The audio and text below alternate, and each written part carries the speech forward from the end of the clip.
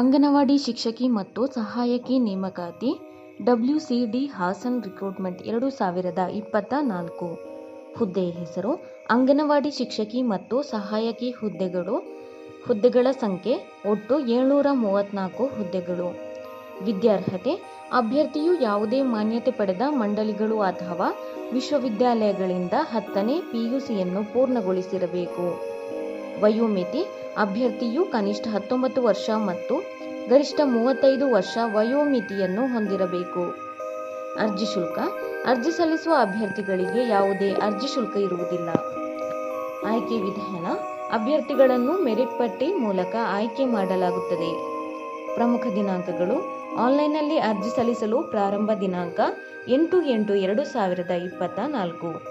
ಆನ್ಲೈನ್ನಲ್ಲಿ ಅರ್ಜಿ ಸಲ್ಲಿಸಲು ಕೊನೆಯ ದಿನಾಂಕ 4/9/2024.